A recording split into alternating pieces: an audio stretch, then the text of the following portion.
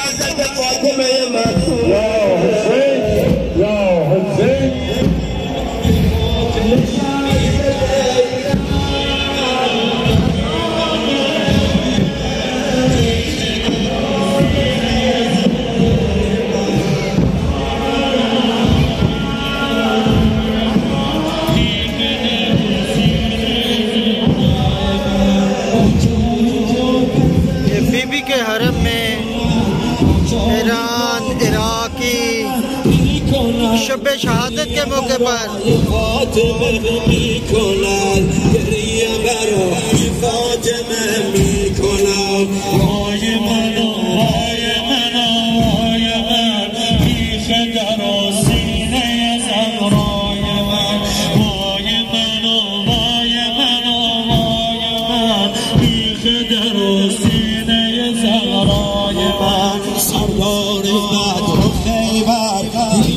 زپا فتاده سردار بدر خیبر دیگر زپا فتاده دستی بدوش سلمان دستی بسر فتاده دستی بدوش سلمان دستی بسر فتاده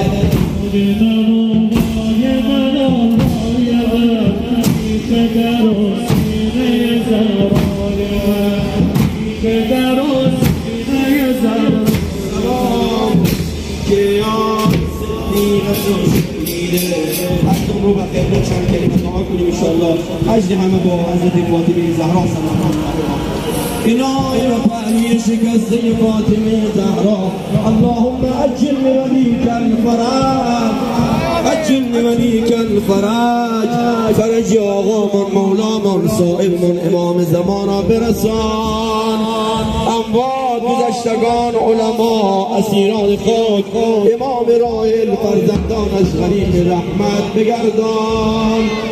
خدایا وقتی بیماری رشید کربلا و پهلوی شکسته زهرای مرضیه در هر خانه و بیمارستان مریض و مریضه است لباسی عافیت در اندامشان بپوشان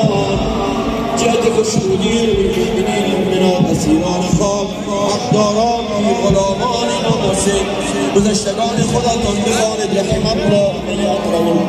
فاتحه مع الاخلاص و الصلوات